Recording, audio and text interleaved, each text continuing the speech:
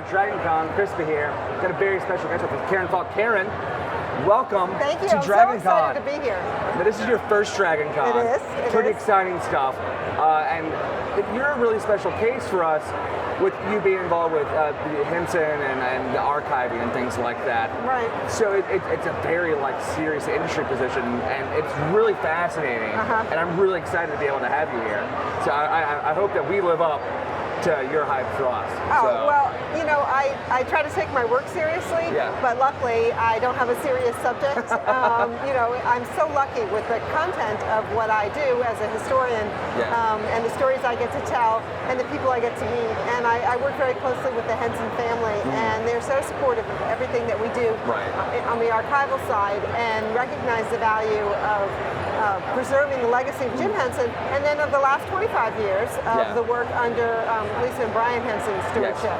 So it's really great to have an opportunity to share things. Yeah, I mean, it is, when you say history, I mean, history seems too simple a word for the legacy that has come out, that you are essentially a caretaker for. I am.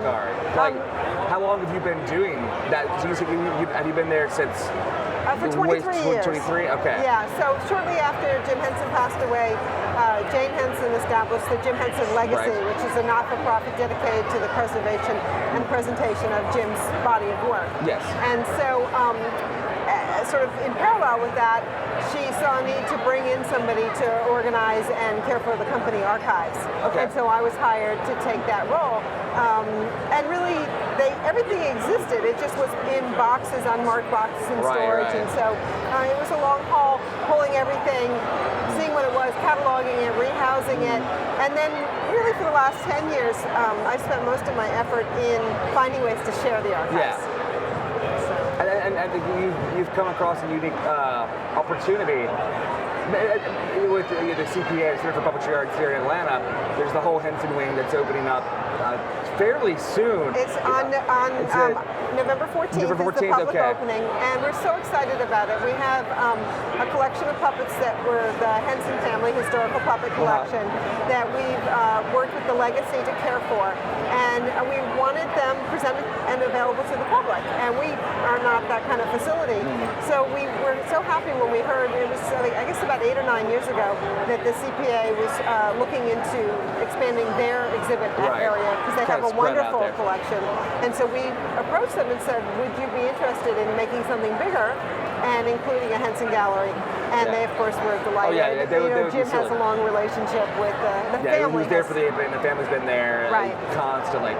It's interesting to me, to hear about your line of work and to compare it with, art restoration, which is honestly, I mean, that is what it is. Yes. And a lot of people really don't, I guess, realize that the puppets fall in that category of they need the care, if they're going to have the long-lasting kind of things.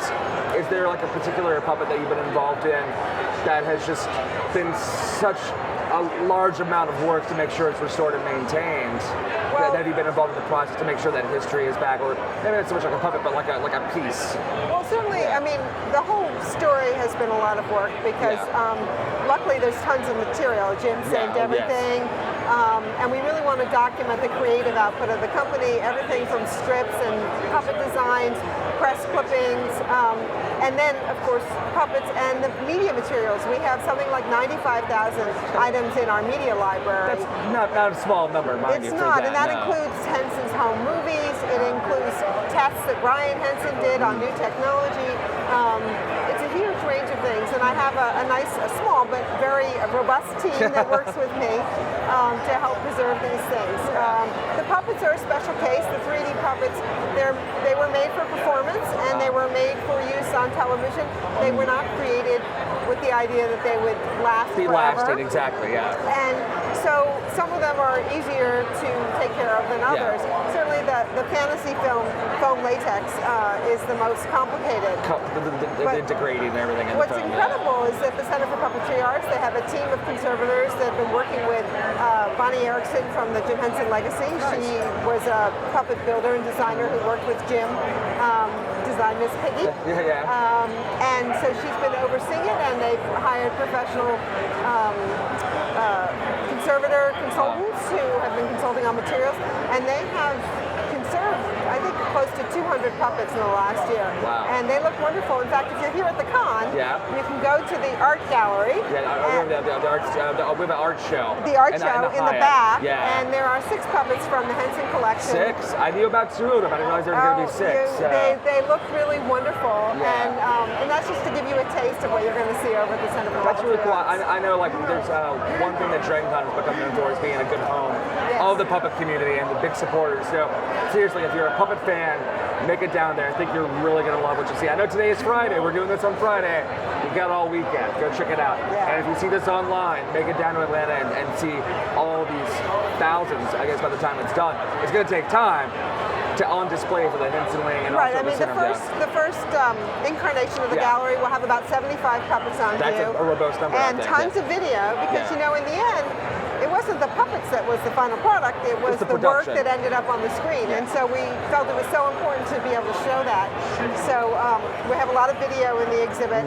And then photography, and we have personal items from Jim, things from his office, his desk, that'd be really cool. His gold records, family photos. And it's been really wonderful. I've worked very closely with the curator, Brad Clark, and Kelsey Fritz, who's the head of exhibits, to choose items that will really tell the story in a meaningful way. Right. Not just here's some stuff of his. Right. Here's the story and the journey. I mean, it's not an icon that we're putting out there. There's a whole story about who came together to create this character, how he was used, what he meant to people. And I think those are all the stories that we want to make sure people know. Because I think people will come to the exhibit and hopefully a lot of these young creative people we're seeing here at the con and walk away inspired to go explore their own work and really I feel like that's really what Jim would want to do, is get that inspiration, stir that creativity, which is amazing for that. So in that garden of creativity, to kind of shift gears from, let's look at the museum setup, you were involved with the Turkey Hollow stuff, which is in a sense a unique project for the course of Henson. How did you get involved with that? Because it was kind of like a restorative piece as well. Right. Well, Turkey Hollow is a television movie that we just shot in Vancouver, and it's going to air on November 21st on Lifetime. And it's a Thanksgiving special. All right.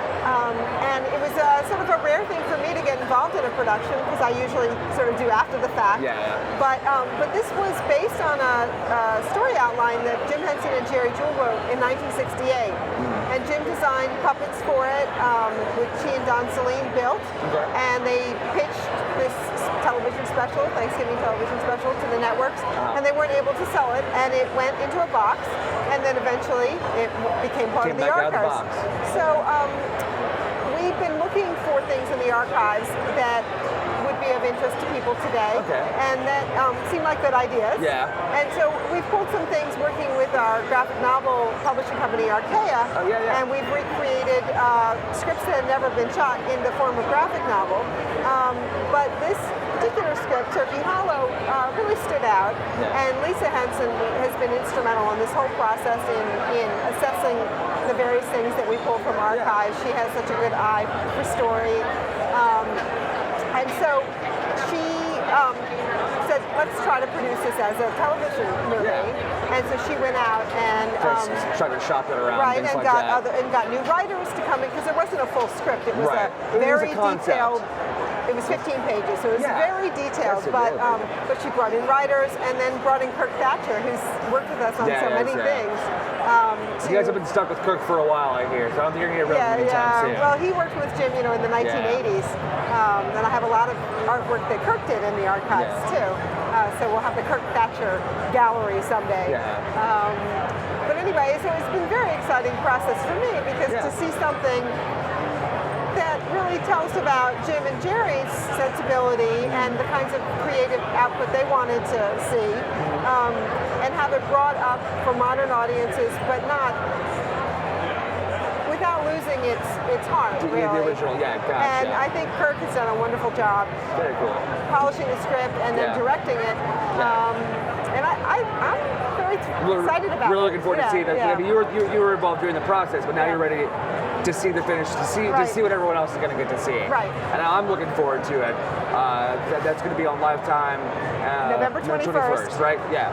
So I hope everyone set your recordings, please check it out. Sit down with your families on the couch and watch it together. Yeah, new traditions, what we're going for exactly. here. New generation of creativity, get it out there. Well, I want to thank you for your time today. And I'm really looking forward to getting out down to our art show, check out the puppets we got down there. And there's a whole world in front of us of creativity, and you have been very integral in that. I want to thank you for that. I appreciate that. So Thanks thank so you much. for your time. Thank you, DragonCon.